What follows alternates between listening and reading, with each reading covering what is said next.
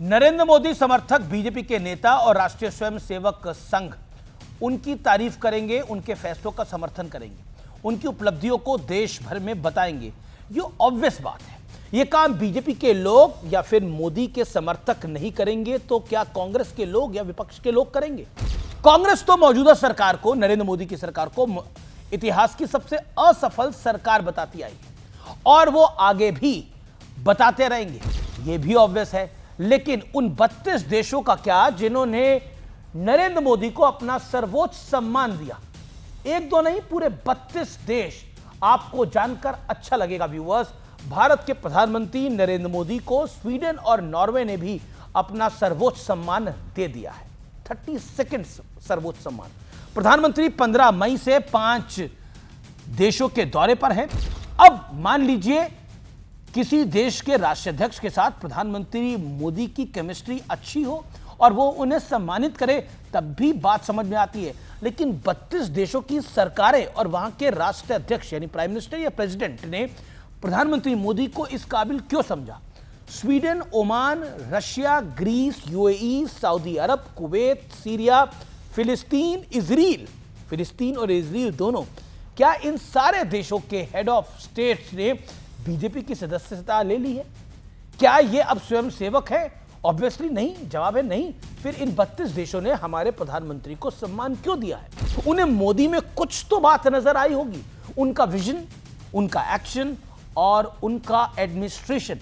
अगर इसमें दम ना होता तो दुनिया में उन्हें कोई ना पूछता। अगर ये सारी बातें गलत होती तो नरेंद्र मोदी का नाम भी उस लिस्ट में होता जिसमें 3 सम्मान पाने वाले पंडित नेहरू, 4 सम्मान पाने वाली इंदिरा गांधी, 2 सम्मान पाने वाले अटल बिहारी वाजपेयी, 2 सम्मान पाने वाले डॉक्टर मनमोहन सिंह और 1 सम्मान पाने वाले मोरारजी देसाई साहब का नाम है।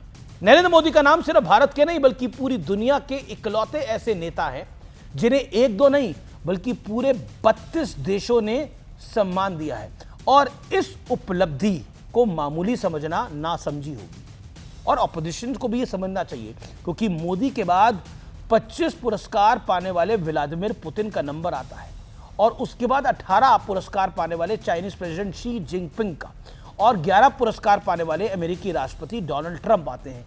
यानी मोदी का कद, यानी नंबर 1 मोदी है 32 पे, तो नंबर 2 कहां पर आ रहा है मुझे आपको बताने की आवश्यकता नहीं, आपने नंबर्स में देखा।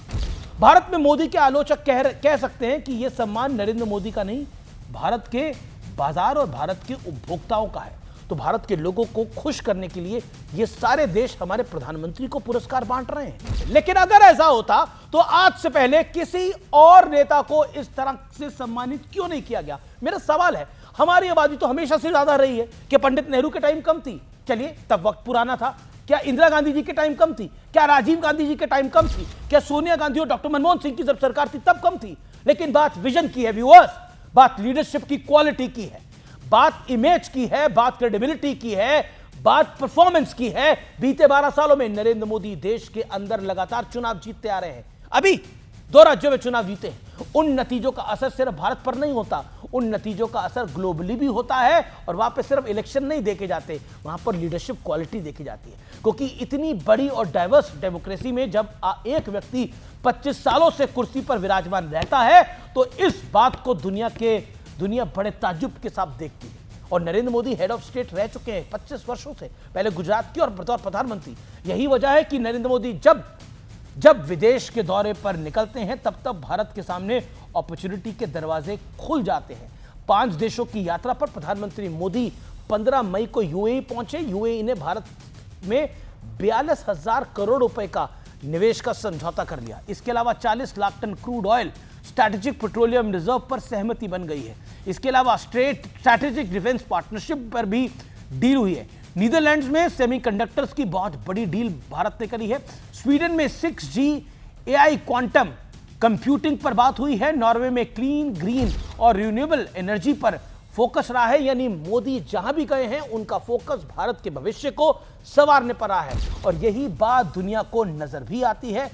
गुडविल तभी बनती है जब गुड होता है, और गुड होने का ड्रामा या दिखावा नहीं किया जा सकता, क्योंकि ऐसे दिखावे ज्यादा दिनों तक चल नहीं पाते हैं। 12 साल एक बहुत बड़ा वक्त है, लंबा वक्त है और दौर होता है। इतने दिनों तक दुनिया के फेवरेट बनकर रहना तभी संभव है जब काबिलियत हो, क्वालिटी हो। हवाबाजी और टूल किट के भरोसे ऐसा मुकाम कभी हासिल नहीं किया जा सकता। 32 देश यानी 32 कंट्रीज एंड काउंटिंग।